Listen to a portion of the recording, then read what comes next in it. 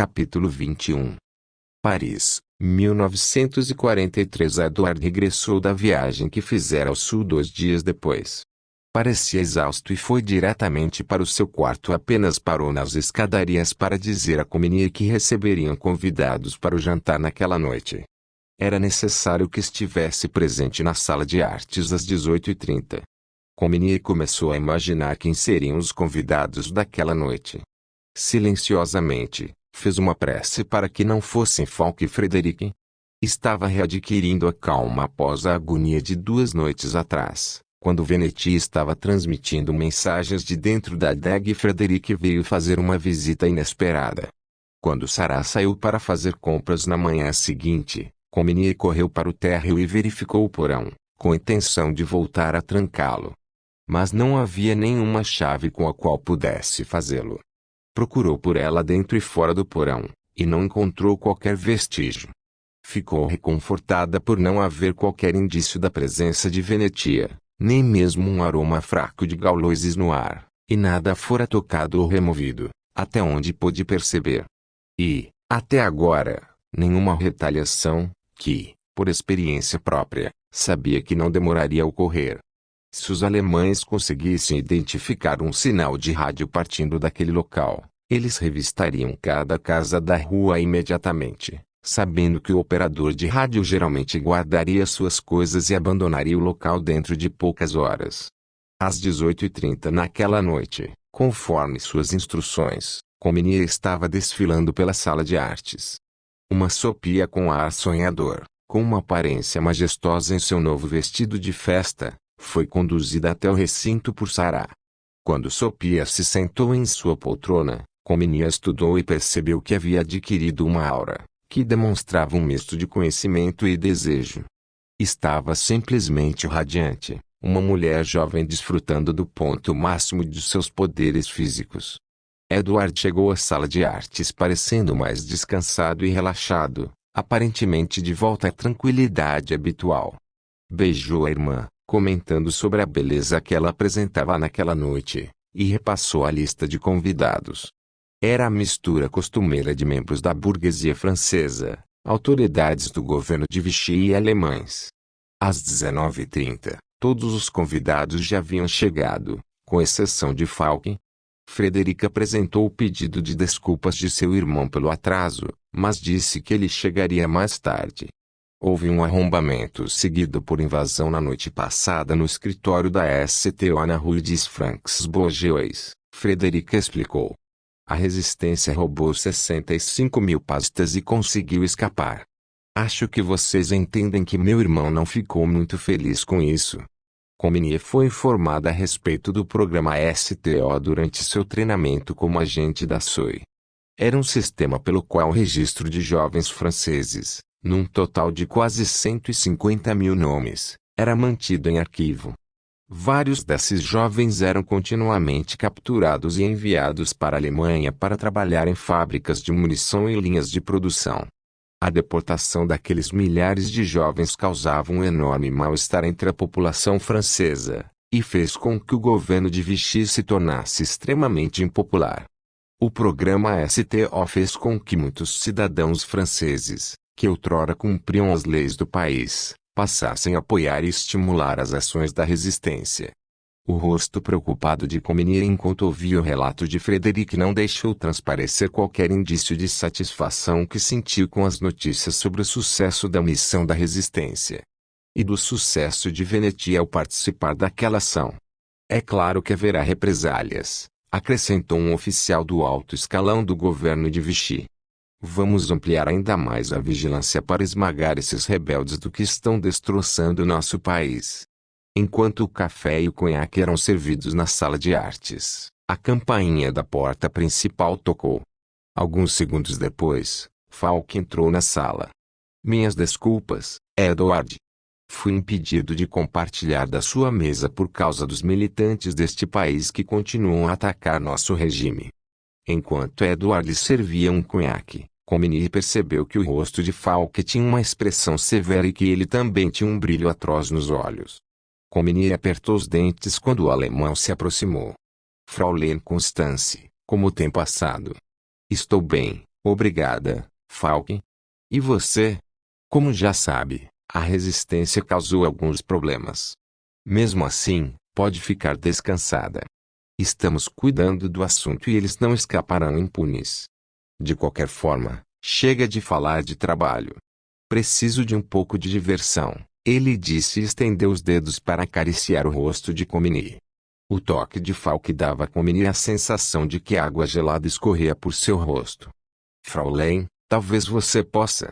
Quer dizer, então, que você teve que lidar com um problema enorme, Edward disse, aparecendo ao seu lado para apaziguar a situação. Sim, mas os perpetradores serão capturados e punidos. Já recebemos relatórios do nosso departamento de inteligência, colhidos junto a franceses que não apoiam as ações da resistência e desejam nos alertar sobre os traidores. Acreditamos que eles estão operando em algum lugar muito próximo daqui. Um de nossos agentes captou um sinal forte há 2 noites, que estava sendo transmitido de uma das casas desta rua. Uma operação completa de busca e apreensão foi executada na casa dos seus vizinhos, mas não encontramos nada. Claro, eu disse aos meus oficiais para não incomodarem sua família com esse tipo de intrusão, Falk disse. Comini sentiu o sangue congelar em suas veias quando Edward demonstrou genuinamente estar surpreso. De onde poderia ter vindo esse sinal? Tenho certeza de que todos os meus vizinhos são pessoas leais e cumpridoras da lei. Irmão, Frederick interveio, interrompendo a conversa repentinamente. Se está falando dos eventos que ocorreram há 2 noites, vim aqui visitar Mademoiselle Sophie e ela disse que queria muito ouvir música.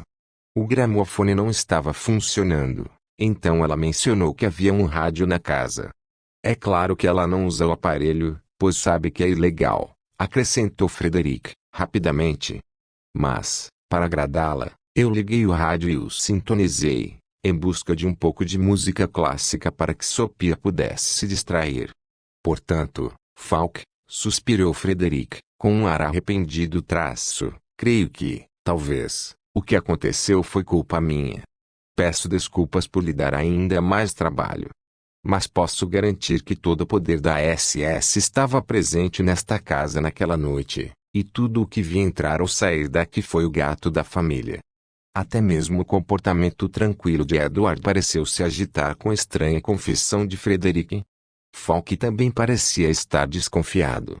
Bem, duvido que eu possa prender meu próprio superior por executar uma operação ilegal em sua missão para agradar uma dama, ele respondeu, com a voz marcada pela irritação.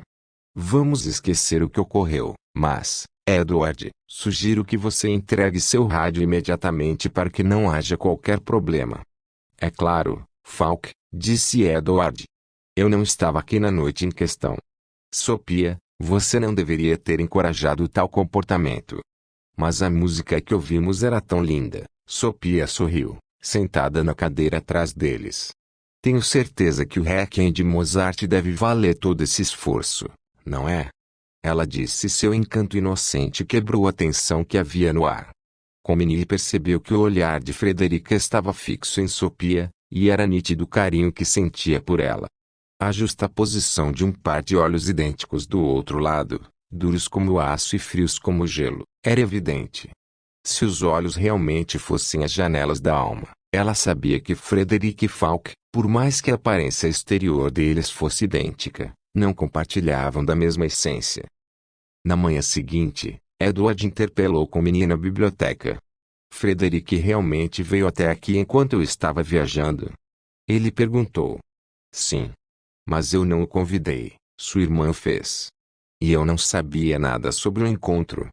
Compreendo, Edward disse, cruzando os braços e suspirando. Ontem à noite eu percebi que o relacionamento deles está mais fortalecido. Estão profundamente apaixonados. Sophia chegou a comentar algo a respeito? Sim, Comini respondeu, sinceramente. E eu tentei avisá-la de que é melhor não ter esperanças sobre seu relacionamento com Frederick. Mas ela se recusa a discutir o assunto. Só nos resta esperar que Frederick retorne logo à Alemanha, para o bem de Sophia, Edward disse. Você estava com eles na noite em que ele esteve aqui? Não. Frederic chegou depois que eu já havia me recolhido. Eu já estava na cama. Santo Deus! Edward exclamou, levando a mão à testa, horrorizado. Sophia realmente enlouqueceu. Não é adequado que uma jovem solteira receba um homem a sós, mas fazê-lo em segredo, na calada da noite, é simplesmente inadmissível. Edward, por favor, me perdoe. Eu realmente não sabia o que fazer, Comini explicou.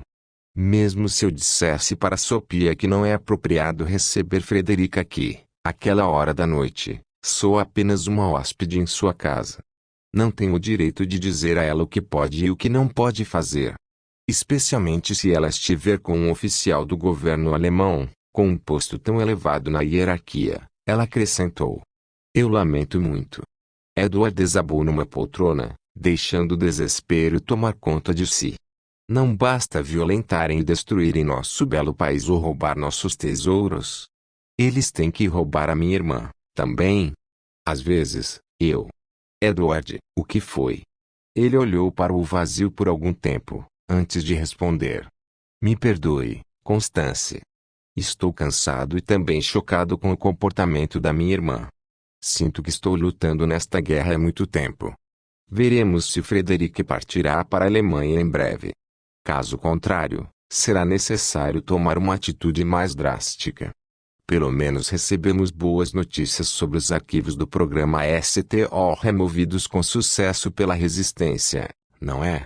Sim, ele disse, virando-se para Comini com uma expressão estranha no rosto. E haverá mais. Tenho certeza de que haverá mais.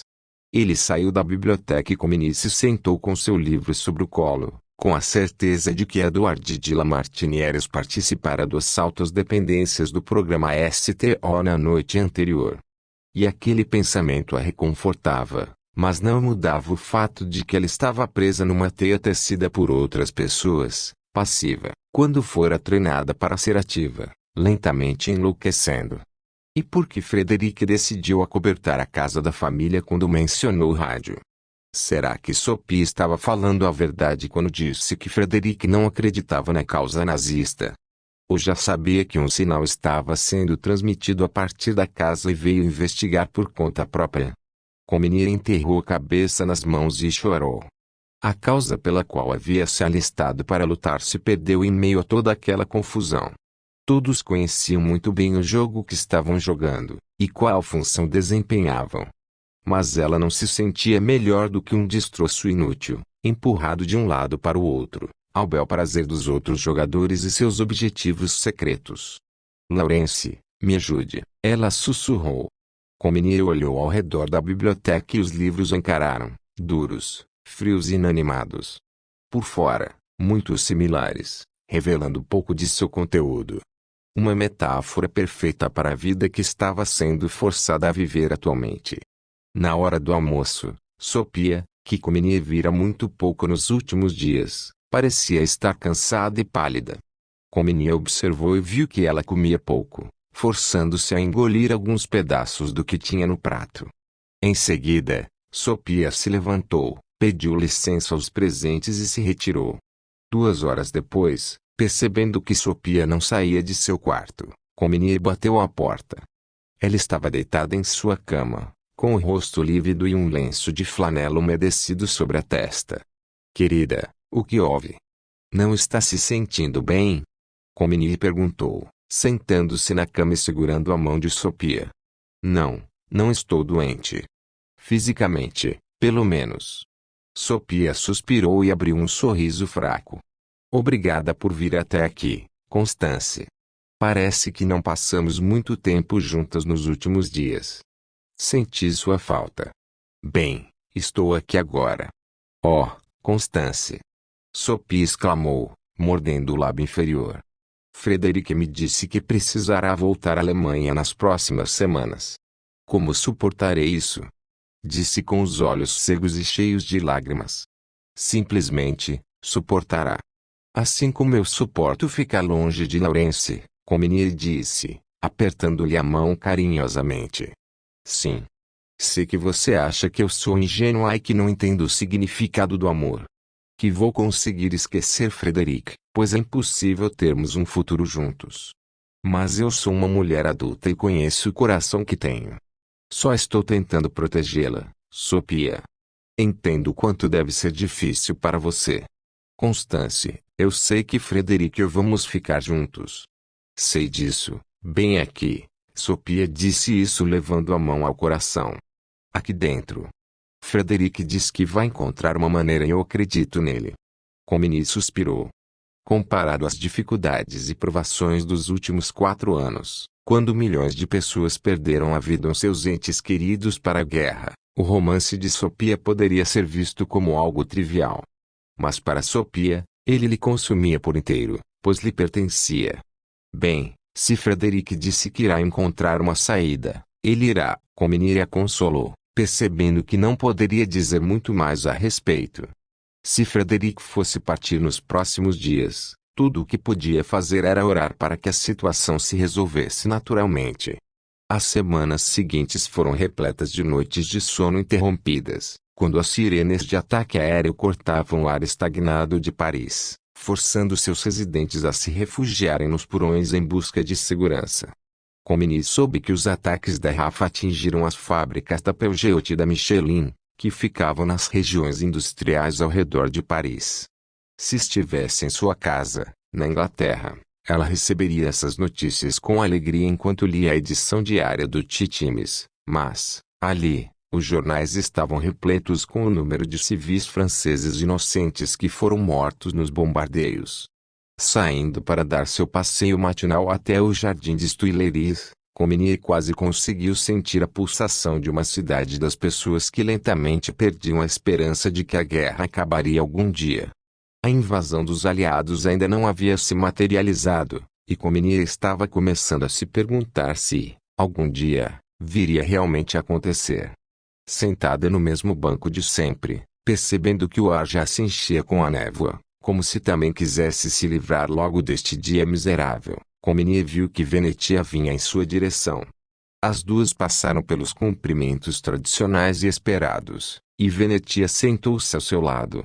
Embora estivesse em seu uniforme de mulher rica, hoje ela não chegou a aplicar a maquiagem para mascarar o rosto. Sua pele estava quase transparente e seu rosto estava desesperadamente esquálido. Obrigada pela ajuda naquela noite em que a fiquei no porão.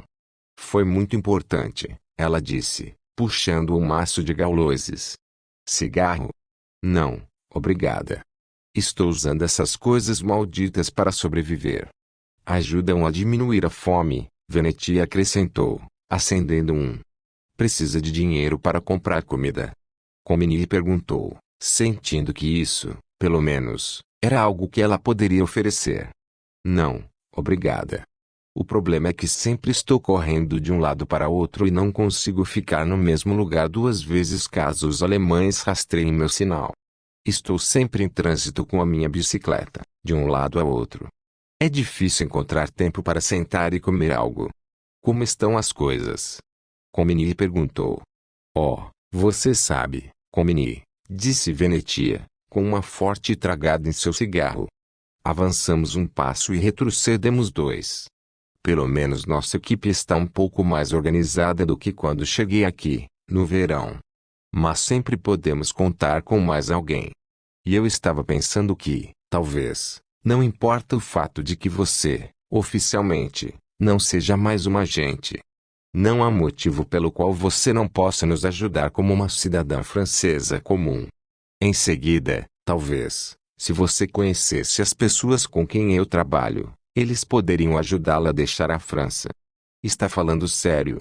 Comini perguntou, sentindo seu entusiasmo crescer imediatamente. Oh, Venetia, sei que minha vida é um piquenique se comparada à sua, mas eu faria qualquer coisa, para tentar voltar para a Inglaterra e sair da casa onde estou. Bem, já falei para minha rede que você me ajudou e tenho certeza de que eles conseguirão ajudá-la a sair da França. Sugiro que venha se encontrar conosco na nossa próxima reunião. Não posso lhe prometer nada, e você precisa se lembrar de que sempre há um risco de que haja algum traidor disposto a informar aos alemães sobre o nosso paradeiro, Mas um favor merece ser retribuído com outro favor. Além disso, você é minha amiga. E eu me sinto mal por sua situação, enfurnada naquela casa para receber e divertir aqueles porcos. Venetia sorriu carinhosamente para Comini e ela viu um lampejo repentino da beleza da sua amiga transparecer por entre o véu da exaustão. Por falar nisso, acho que o dono da casa onde você mora faz parte do alto escalão da resistência. Ouvi dizer que há um homem muito rico em Paris que é a segunda pessoa mais respeitada pelos agentes, perdendo apenas para Moulin, nosso falecido e reverenciado chefe da resistência. Se esses dois forem a mesma pessoa, querida, é fácil compreender por que Londres precisou sacrificar sua carreira como agente quando você surgiu na porta daquela casa, bem à vista da Gestapo. De qualquer forma, preciso correr, ela disse, levantando-se. Vou lhe dar os detalhes exatos sobre onde e quando a reunião acontecerá na quinta-feira. Portanto, até lá, e boa sorte.